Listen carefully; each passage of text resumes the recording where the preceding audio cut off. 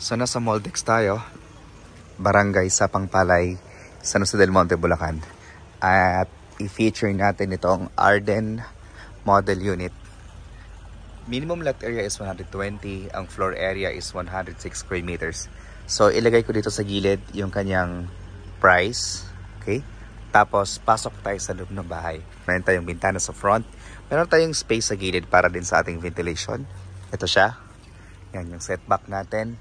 Tapos meron din tayong setback dito sa kabilang side. Ganun din po sa likuran ng bahay natin.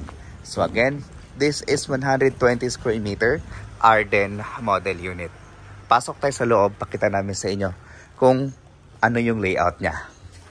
Okay, so ito yung ating space din. Okay, so pasok tayo. Welcome to Arden model. Wow. Wow. Okay.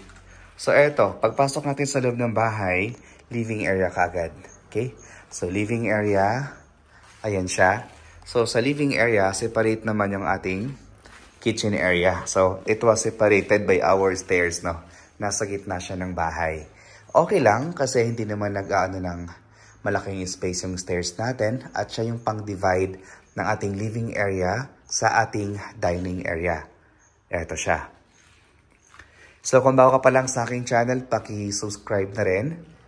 And click that notification bell para pag mayroon tayong bagong videos na upload na tulad nito, ay agad namin kayong ma-notify.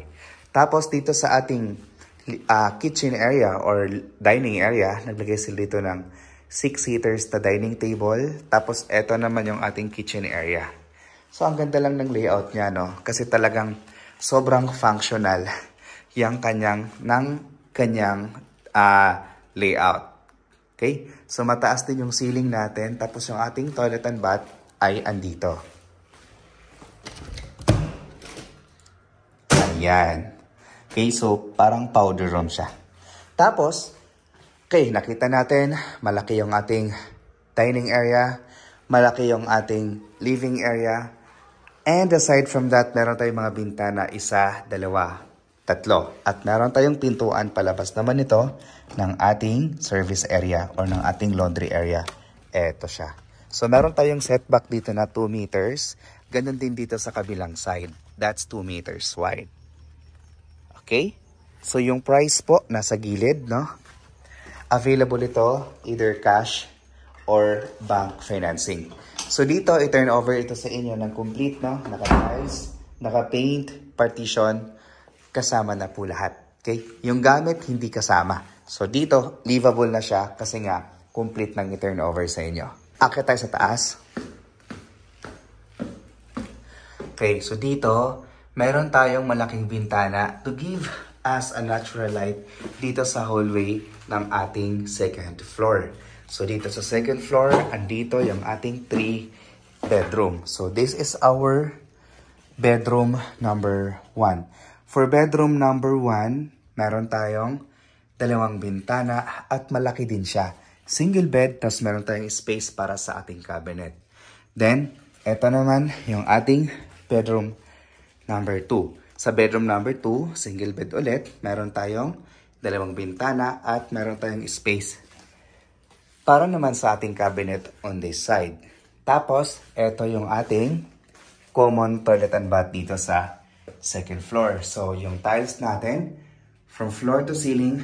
Tapos, yan yung ating water closet at ito naman yung ating lavatory. Then, next is yung ating master bedroom. Dito sa ating master bedroom, queen size na bed or king size na bed rather. Sobrang laki po niya. Tapos, meron tayong space pa dito. Ayan.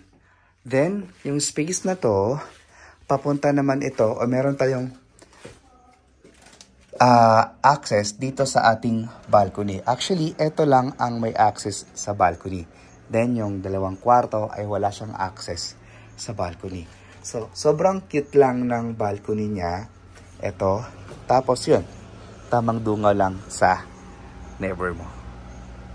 Okay, so yung price natin dito again guys, ilalagay ko po sa gilid. Okay, by the way nga pala, itong Moldex subdivision ay isang sakay ka lang papuntang Balintawak. no? Via NLEX Road. So wala pang isang oras ay andun ka na sa Metro Maynila. At dito din, we can assure you that 100% flood free and no fault line. At dito sa subdivision na to, we call this place as Little Tagaytay. Dahil sobrang taas po na location, rolling terrain, tapos malamig din po dito dahil napapalibutan tayo ng mga puno. Ayan, tas doon din. Okay, so for more details guys, no, message us on Facebook, on our YouTube channel, on our page, or comment down below. Or dito po sa mga number na pa-flash namin sa screen. Again, this is Rog Camacho. Thank you so much for watching. And see you soon.